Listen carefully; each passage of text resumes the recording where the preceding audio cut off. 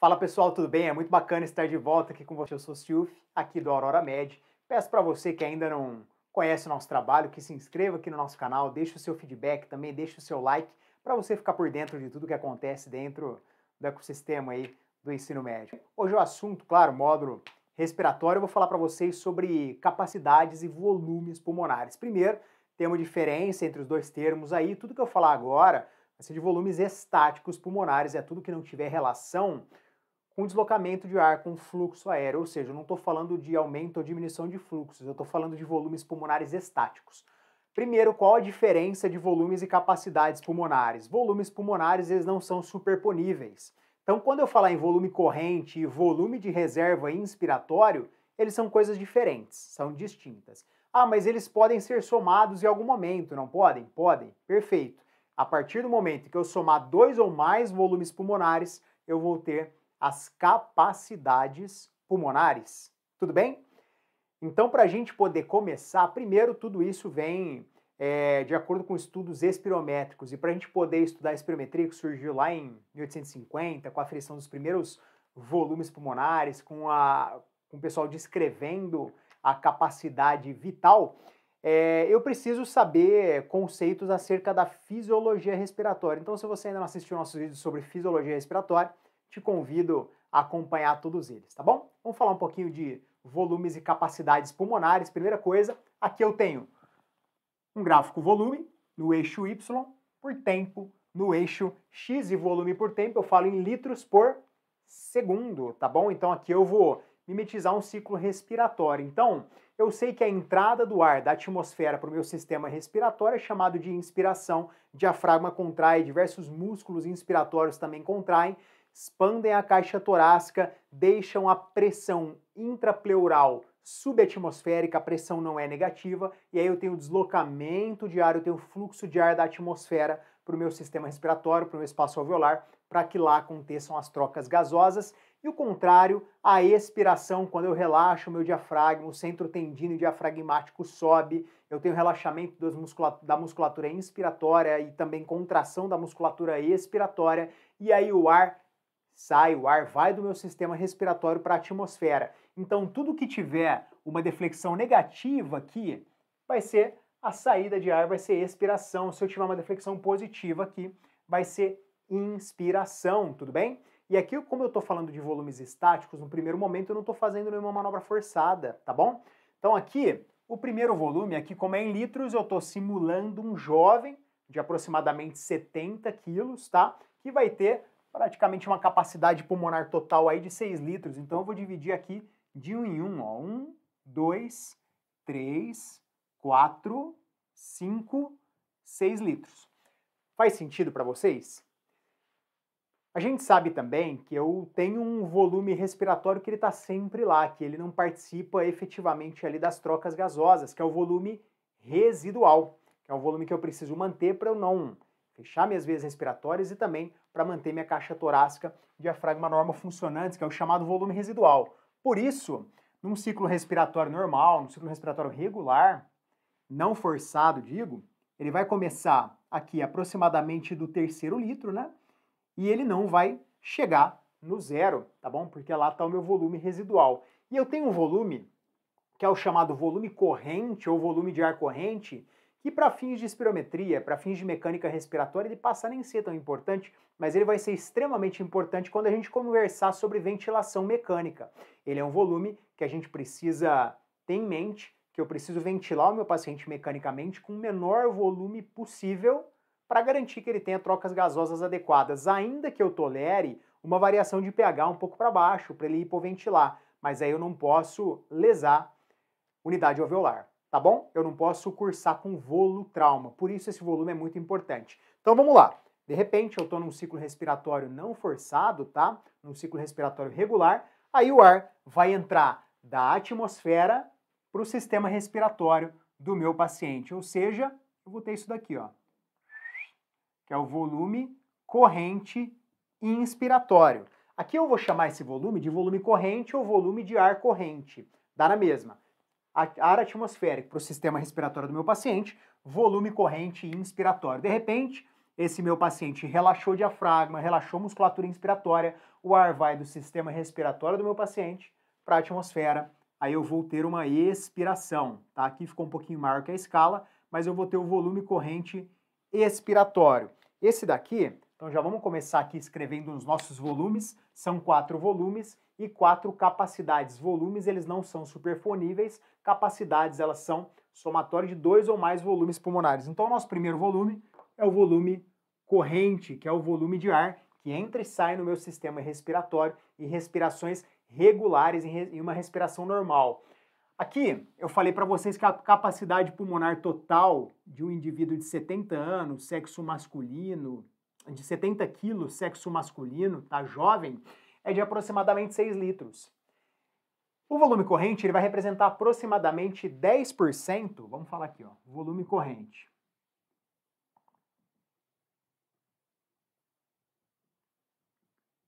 É o ar que entra e sai no meu sistema respiratório em uma respiração normal. Ele representa aproximadamente 10% da capacidade pulmonar total. Opa, eu vi a palavra capacidade ali, é o somatório de alguns volumes. Perfeito. E os 4 volumes somados, eles vão ser igual à capacidade pulmonar total. Então a gente já começou a falar do meu volume corrente aqui, meu paciente segue respirando. Aqui, falei para vocês, ficou um pouquinho fora de escala, vai ser aproximadamente 500, 600 ml, tá? Volume corrente ins de novo, meu paciente inspirou, de repente meu paciente expirou novamente, e agora olha que interessante, de repente você aí está numa respiração normal, aí eu peço para você puxar o ar bem fundo partindo de uma respiração normal. Partiu de uma respiração normal, você vai puxar o ar bem fundo e chegou lá na chamada capacidade pulmonar total e tocou a capacidade pulmonar total. Eu falei para vocês que os volumes eles não são superponíveis, tá joia? Por eles não serem superponíveis, eu vou considerar a partir do volume corrente inspiratório aqui, tudo bem? Então tudo que eu tiver acima do meu volume corrente é uma reserva que eu tenho que eu não utilizei.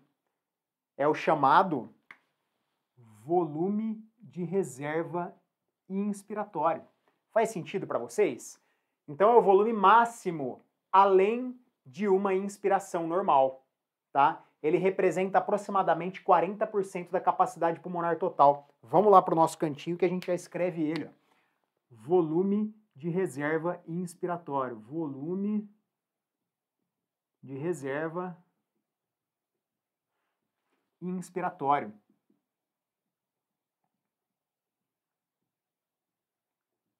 Ele representa, olha lá, aproximadamente 40% da capacidade pulmonar total. Eu não uso ele em condições fisiológicas, só quando eu vou dar uma respiração suspirosa, ou então quando eu vou participar de alguma atividade de mergulho, mas normalmente a gente não utiliza ele, tá? Aí eu voltei para o meu volume corrente, volto para o meu volume corrente inspiratório, volume corrente expiratório, e aí de repente, olha o que vai acontecer agora.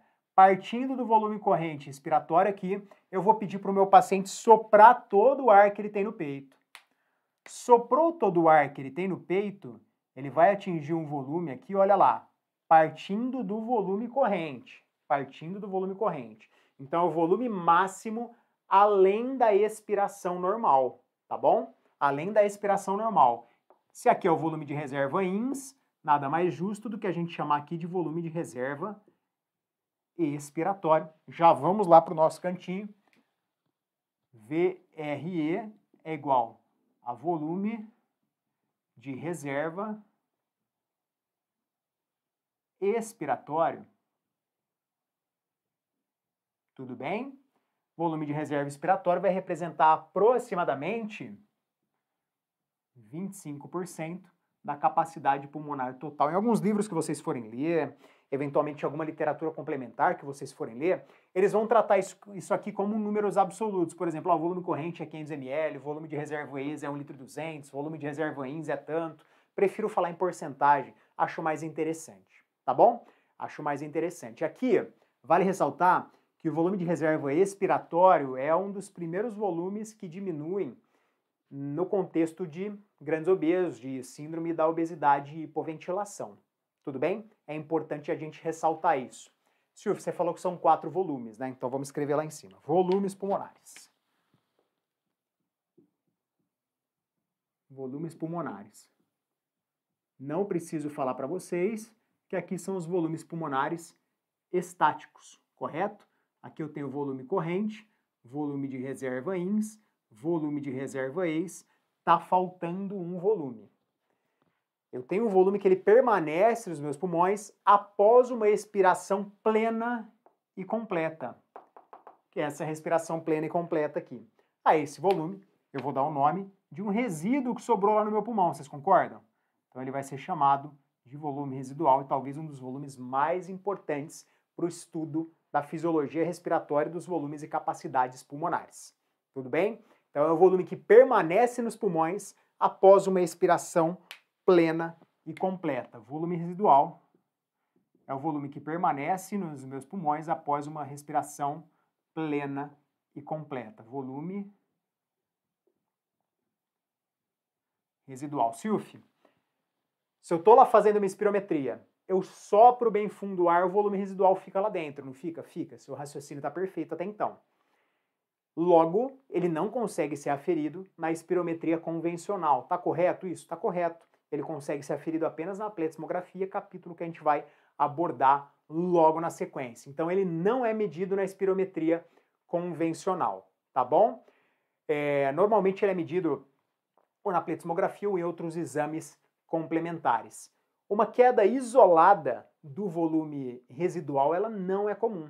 Normalmente ela é associada à queda dos outros volumes pulmonares. A espirometria é muito importante para dividir 2 grandes distúrbios, distúrbios ventilatórios obstrutivos e distúrbios ventilatórios restritivos. O distúrbio obstrutivo, normalmente, claro que não é via de regra, eu vou explicar para vocês quando a gente tratar de espirometria, eu tenho aumento praticamente de todos os volumes com redução dos fluxos, inclusive do volume residual. Por isso é tão importante o estudo do volume residual. Ao passo em que nos distúrbios restritivos, como por exemplo doenças pulmonares intersticiais, doença pulmonar fibrosante crônica ou doenças de preenchimento alveolar, eu vou ter diminuição de todos os volumes pulmonares, inclusive do nosso volume residual. Em pacientes jovens, eu tenho uma relação muito interessante que é chamada relação VR-CPT, que é quantos por cento do volume residual corresponde à capacidade pulmonar total. Tá? O contrário, quantos por cento da capacidade pulmonar total o volume residual corresponde. Em jovens, 20 a 25%. Em idosos, esse volume pode chegar a 40%, mas raramente ultrapassa isso. Se eu tenho quadros obstrutivos,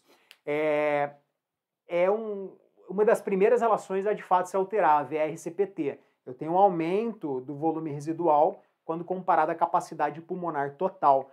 Tá? É um preditor de obstrução de pequenas vias e mesmo com tratamento broncodilatador em pacientes obstruídos, costuma não ter uma resposta. Tá bom? Então aqui nós já estamos craques nos volumes pulmonares.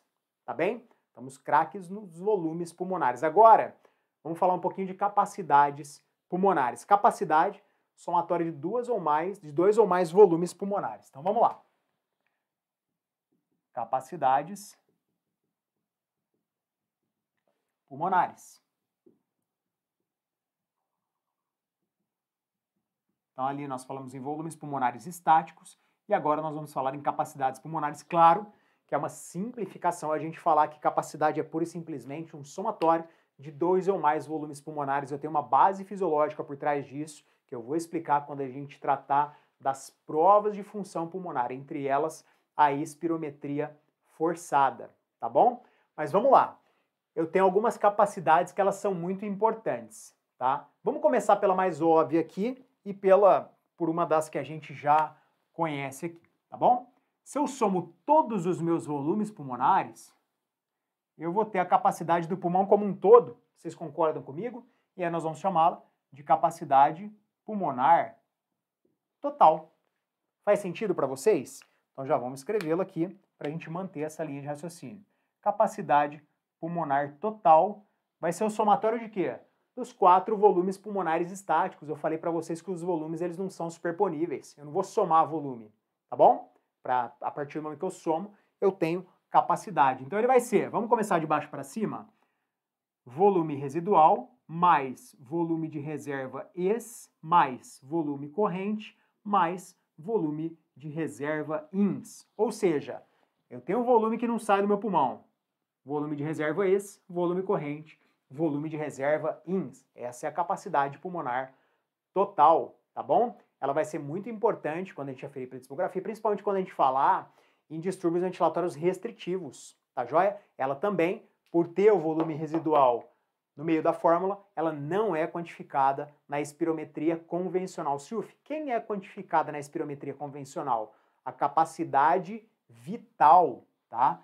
Capacidade vital, que é o somatório de todos os volumes que a gente consegue mobilizar. É o somatório de todos os volumes que a gente consegue mobilizar de dentro para fora e de fora para dentro. Ou seja, capacidade vital, ela está aqui, olha. Capacidade vital. Capacidade vital, então vamos lá. O somatório de quem? Volume de reserva ins mais volume corrente mais volume de reserva ex. Ou seja, eu puxo bem fundo o ar. De repente eu sopro o máximo que eu conseguir. Essa é a minha capacidade vital, que pode ser feita de maneira não forçada, de maneira lenta, que a gente fala, ou de maneira forçada, tá bom? Deixa eu já te dar uma dica aqui para a gente já fazer essa ponte com a espirometria. Se eu fizer ela de maneira forçada, eu tenho uma porcentagem da minha capacidade vital forçada agora, né, já que é de maneira forçada, que ela vai sair no primeiro segundo, que a gente vai chamar de volume expiratório forçado no primeiro segundo, que é um volume que eu vou forçar numa inspiração depois que eu encher todo o meu peito de ar, depois que eu alcançar lá a capacidade pulmonar total. É muito importante a capacidade vital, talvez uma das capacidades mais importantes aí, tá bom? Ela costuma ter uma relevância muito bacana quando a gente fala em espirometria. Então, por enquanto, temos duas capacidades e talvez as capacidades aí mais relevantes para o estudo espirométrico, tá joia? Mas eu ainda tenho duas capacidades para abordar com vocês. Primeira coisa, capacidade inspiratória. É a capacidade em que eu tenho de inspirar partindo do volume corrente. Então ela vai ser essa daqui, ó. Capacidade inspiratória é a capacidade que eu tenho de inspirar partindo do volume corrente. Capacidade inspiratória. Então vamos lá, a gente já anota ela aqui. Capacidade inspiratória, ela vai ser volume corrente mais volume de reserva ins. É tudo que eu tenho para partir quando eu saio do volume corrente ali. Uma capacidade muito interessante também, que é a chamada capacidade residual funcional, que basicamente é quando eu tenho um nível de forças opostas igual, tá bom? Que é quando eu tenho a retração elástica dos pulmões e da caixa torácica iguais e opostas, que basicamente é quando eu não tenho esforço muscular, que é o que a gente chama de capacidade residual funcional, que é tudo que eu tenho abaixo do volume corrente. Tudo que eu tenho abaixo do volume corrente é a capacidade residual funcional. Capacidade residual funcional. Vamos anotar já então. Capacidade residual funcional é tudo que eu tenho abaixo do meu volume corrente, que é volume de reserva ex mais volume residual. E assim a gente completa as nossas 4 capacidades e os nossos 4 volumes pulmonares. Vale lembrar que a capacidade residual funcional, ela representa aproximadamente, ela corresponde a aproximadamente 50% da capacidade pulmonar total, tá bom? E ela é tudo que está ao final de uma expiração espontânea. Então ela corresponde aproximadamente ali, vamos lá, 50% da capacidade pulmonar total. Da capacidade pulmonar total, tá bom? Se a capacidade inspiratória ela tá para cima da capacidade residual funcional, e se eu somar capacidade inspiratória à capacidade residual funcional, eu tenho capacidade pulmonar total, veja só, duas variáveis aqui, naturalmente, eu também vou ter aproximadamente 50% da capacidade pulmonar total. Já a capacidade vital, ela pode representar 70% a 80% da capacidade pulmonar total. Tudo bem? Alguma dúvida até aqui? Então, assim, é muito interessante que a gente entenda que essas manobras, que esses volumes, eles são estáticos. Estou falando de volumes e capacidades pulmonares estáticas, mas eles podem ser feitas de maneira forçada também para a gente avaliar distúrbio funcional. E aqui é muito importante, são muito importantes os conceitos dos volumes e capacidades pulmonares para a gente poder nadar de braçada depois na espirometria, tá? E poder diagnosticar adequadamente os distúrbios espirométricos, principalmente diferenciar uma espirometria normal de uma espirometria de um paciente portador de um distúrbio ventilatório obstrutivo, de uma espirometria também de um paciente portador de distúrbio restritivo. A rigor, já guarda aí, distúrbio ventilatório obstrutivo, eu tenho uma diminuição dos fluxos expiratórios, eu vou ter uma dificuldade, principalmente doença de pequenas vias, em colocar o ar para fora, tá? Ou seja, os volumes eles tendem a estar aumentados por um fenômeno chamado de hiperinsuflação dinâmica, tá bem? Ao passo em que nos distúrbios ventilatórios restritivos eu vou ter diminuição dos volumes como um todo.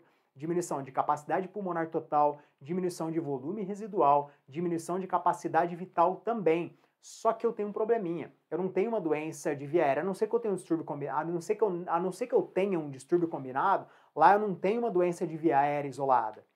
Portanto, os fluxos eles podem estar até aumentados no começo porque eu tenho um aumento da retração elástica, do recolhimento elástico pulmonar. Já na doença pulmonar obstrutiva crônica e nos distúrbios ventilatórios obstrutivos, o que eu vou ter é uma diminuição da retração elástica pulmonar, tá? Ou por enfisema, que é quando eu tenho coalescência dos espaços aéreos com destruição dos septos interalveolares, eu vou ter uma diminuição do recolhimento elástico, eu vou ter uma diminuição da elastância, uma complacência patologicamente aumentada. O contrário vai acontecer nos distúrbios restritivos. Eu vou ter um aumento do recolhimento elástico pulmonar com uma complacência patologicamente baixa, ou seja, eu preciso fornecer um alto gradiente pressórico para eu ter uma resposta muito ruim com o volume, a gente fala isso logo na sequência, tá bom? Um grande abraço para todos vocês, obrigado pela companhia, espero que o nosso bate-papo tenha contribuído para a sua formação. Valeu!